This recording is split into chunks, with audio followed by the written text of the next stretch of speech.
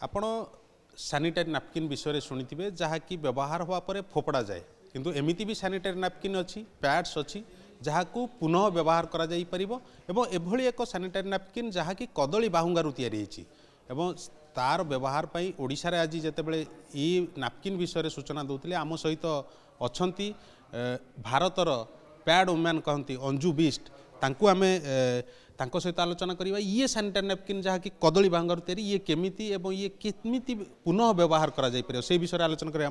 Ma'am आपको स्वागत करते हैं ओटीवी की तरफ से। और ये जो सैनिटरी नैपकिन की बात कर रहे हैं, रीयूजेबल पैड्स की बात कर रहे हैं, ये बनाना फाइबर से बना है, ये कैसे पॉसिबल हुआ कि बनाना फाइबर से एक पैड बनेगा और उसको हम रीयूज भी कर सकते हैं? हाँ जी, तो शायद आपको पता नहीं होगा, हमें भी इससे पहले तो पता नहीं था कि ये बच्चे को पता है कि एक पेपर बनता है पेड़ काट के, सैनिटरी नैपकिन कैसे बनता है और उसका जो अब्जॉर्बेंट मटेरियल है वो भी पेड़ काट के बनता है और सेल्यूलोज फाइबर कहलाता है और ऑलमोस्ट उसी तरह का सब्सटेंस है पेपर की तरह का, पर ये हमें आम पता नहीं है।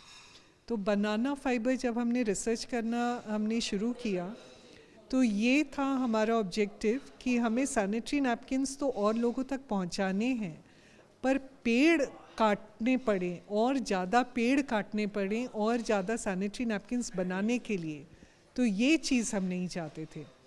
तो बनाना फाइबर भी एक तरह का सेल्यूलोज फाइबर है, जो सेल्यूलोज फाइबर बाकी सैनिटरी नैपकिन्स में अब्जॉर्बेंट मटेरियल है, लेकिन वो पेड़ काट के नहीं मिलता, हमें कटे हुए पेड़ों से मिलता है। क्यों?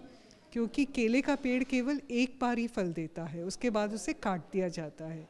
इन कटे हुए पेड़ों से फाइबर निकाला जाता है, तो इस तरह से बनाना फाइबर यूज़ किया जाता है और रीयूजेबल सैनिटरी नैपकिन्स हम बना रहे हैं उसका। जैसे हमने सुना कि आपका जो पैड आप दिखा रहे थे कि वो पैड कैसे ये बनता है और उसका विजुअल भी दिखा रहे थे, लेकिन उसको रीयूज भी हम कर सकते हैं, ये बात तो मुझे पता नहीं था, शायद होगा ये पहले से, लेकिन रीयूज भी कर सकते हैं इसको। अगर ये रीयूज होता है तो हेल्थ इश्यूज कुछ नहीं आएगा? हाँ जी, ये बहुत स्वाभाविक क्वेश्चन है आपका। रीयूजेबल पैड के बारे में जागरूकता हमें इतनी नहीं है। सो 2021 में इंडिया ने भी ISO स्टैंडर्ड्स नोटिफाई किए थे रीयूजेबल पैड्स के बारे में। आज इंडिया में अगर आप अमेज़ॉन जैसे प्लेटफॉर्म पे देखेंगे, आपको कम से कम 20-25 ब्रांड मिल जाएंगे रीयूजेबल पैड्स के।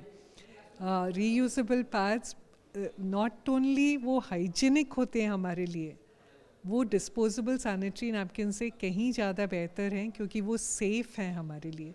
डिस्पोजेबल सैनिटरी नैपकिन में टॉक्सिक केमिकल्स होते हैं जो कि हमारे हेल्थ को सीरियस नुकसान पहुंचाते हैं। आज लड़कियों में PCOD, PCOS जैसी बीमारियां जैसी समस्याएं बहुत आम बात हो गई है। लड़कियां इतना सफ़र करती हैं पर खुले से बात क्योंकि पीरियड्स की नहीं होती, इन चीज़ों की नहीं होती, तो उतनी ज़्यादा जागरूकता नहीं है। रीयूजेबल सैनिटरी नैपकिन्स को धोना सुखाना बहुत आसान होता है, उनको अगर ठीक तरह से हम धो लें और सुखा लें तो बिल्कुल हाइजीनिक है। ये तो महंगा होता है, ये जो आपका जो नैपकिन आप बता रहे हैं या जो पैड्स बता रहे हैं, ये जो डिस्पोजेबल पैड्स है उससे मुझे लगता है ये महंगा होता है, या ये भी कम दाम में मिलेगा? क्योंकि आप जैसे बता रहे थे कि ये बनाना फाइबर से बनता है। बल्कि ये सस्ता होता है। जब हम वर्कशॉप्स करते हैं स्कूल्स कॉलेजेस में, तब हम पूछते हैं लड़कियों से, हम इस तरह से हम मंथली रिकरिंग कॉस्ट हम कभी ऐड नहीं करते।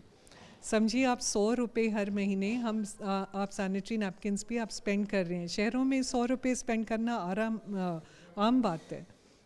हो सकता है कि ग्रामीण इलाकों में आप थोड़ा कम स्पेंड कर रहे हो, पर आप शहरों की बात करें तो 100 रुपये हर महीने हम स्पेंड कर रहे हैं, तो एक साल में ये हो गया 1200 रुपये, और पूरी ज़िंदगी भर 40 साल आपको सैनिटरी नैपकिन्स खरीदना है, 48,000 रुपीज़, विच इज़ ₹500,000। तो आधा लाख का 1 लाख का आधा लाख आपको सैनिटरी नैपकिन्स के ऊपर स्पेंड करना है। उसके तुलना में रीयूजेबल सैनिटरी नैपकिन्स का पूरा लाइफ टाइम कॉस्ट 10,000 से ज़्यादा नहीं है।